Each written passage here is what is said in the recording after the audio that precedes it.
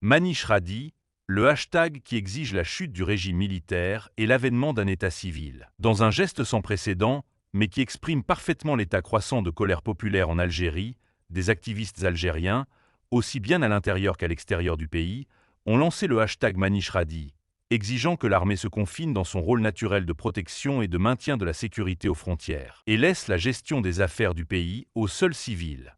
Ce hashtag, qui s'est rapidement répandu comme une traînée de poudre sur les réseaux sociaux, est une réaction à la détérioration croissante des conditions de vie des Algériens et à la mainmise de plus en plus étouffante de l'armée sur toutes les décisions politiques et économiques.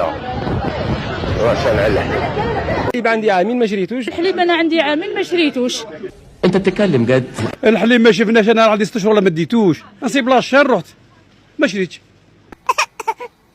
ولحد الان في العاصمه ما زالت الناس تجري على ساشي حليب اللي هو الغبره مخلطه مع ماء.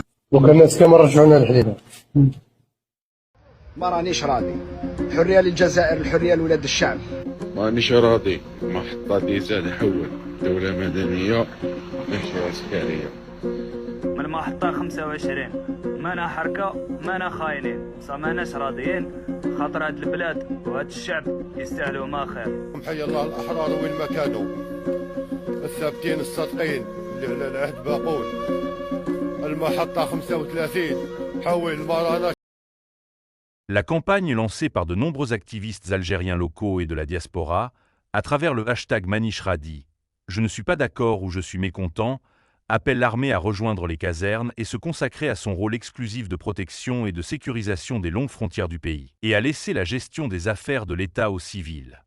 Cet appel s'est accompagné de la diffusion de clips vidéo, où les Algériens exprimant leur mécontentement face à la crise actuelle que traverse leur pays, exigeant un véritable changement qui mettra fin, une fois pour toutes, à des décennies de tyrannie militaire. Le hashtag a suscité de nombreuses réactions sur les réseaux sociaux, avec de plus en plus d'appels à descendre dans la rue pour revendiquer la mise en place d'un pouvoir civil, issu de la Vox Populi et non parachuté par les généraux de l'armée, comme cela est le cas actuellement et le fut précédemment. Libérer l'État de l'emprise de l'armée. De nombreuses vidéos diffusées en ligne par les internautes algériens témoignent d'un désir croissant de mettre fin au régime militaire qui contrôle le pays depuis le coup d'État de 1965, lorsque le ministre de la Défense de l'époque, Ouari Boumedienne, a renversé le premier président civil de l'Algérie indépendante, Ahmed Ben Bella, instaurant un régime militaire dictatorial qui se perpétue aujourd'hui encore, nonobstant son rejet constant par les Algériens. Tout au long des 7 dernières décennies, l'armée algérienne est restée la seule force dominante dans tous les secteurs de l'État. C'est elle qui fait et défait les présidents de la République, dépourvus de tout pouvoir, car ce sont les généraux qui tirent les ficelles, tiennent les cordons de la finance et gèrent toutes les activités vitales en parallèle avec un pouvoir exécutif de façade. L'omniprésence de l'actuel chef d'état-major de l'armée, également ministre délégué à la Défense, le général Saïd Changria, est l'exemple type de cette influence pesante de l'armée sur le président de façade, Abdelmadjid Tebboune. L'échec des politiques militaires suscite la colère. Alors que l'Algérie ne produit quasiment rien, à part le pétrole et le gaz naturel, les décisions économiques adoptées par le régime militaire en place, notamment la réduction drastique des importations sous prétexte de revigorer le dinar algérien, plus que jamais sans valeur, ont exacerbé le mal-vivre des Algériens, dont le pouvoir d'achat n'arrête pas de s'éroder sous les coups de l'inflation galopante. La restriction des importations a aussi conduit à de graves pénuries de produits de base, allant des voitures aux appareils électroniques, en passant par les produits de large consommation, comme le café.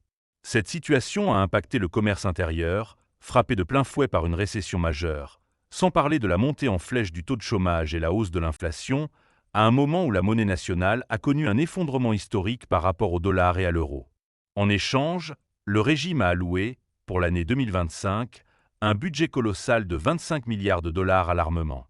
Ce paradoxe a fini par attiser la colère des Algériens, désormais convaincus qu'ils sont le dernier souci du régime qui les gouverne. Ressusciter l'âme du Irak populaire. Cette colère n'est pas nouvelle. En 2019, l'Algérie a été le théâtre d'un vaste mouvement populaire de contestation. Le Irak, initialement lancé pour protester contre la candidature de l'ancien président Abdelaziz Bouteflika à un 5e mandat, avant de se transformer en un mouvement exigeant la fin du régime militaire. Daoula Madaniya, Machi Askaria, un État civil et non militaire, scandait chaque vendredi, de 2019 à 2021, les millions de manifestants à travers les grandes villes d'Algérie. Mais le régime a réagi à ces manifestations à travers une répression implacable, puisque des centaines de militants ont été arrêtés, dont certains ont été condamnés à la prison à vie, tandis que d'autres ont été contraints de fuir le pays. La campagne Manish Radi mènera-t-elle au changement? Aujourd'hui, on parle de plus en plus de descendre à nouveau dans la rue pour exiger un pouvoir civil qui restaurerait l'identité volée de l'État. Les Algériens estiment en effet que la mainmise de l'armée sur tous les compartiments de l'État exacerbe davantage la crise interne multiforme et l'isolement international du pays. Le hashtag Manish Radi n'est pas seulement un strident cri de colère, mais surtout une sonnette d'alarme sur la crise profonde que traverse l'Algérie et qui nécessite un sursaut urgent. Les revendications sont claires. Une armée axée sur la protection des frontières et un État civil qui donne aux Algériens une chance de construire un avenir meilleur. La balle est désormais dans le camp du peuple algérien pour décider de son sort. Saura-t-il briser les chaînes du passé et ouvrir une nouvelle page de liberté et de bonne gouvernance?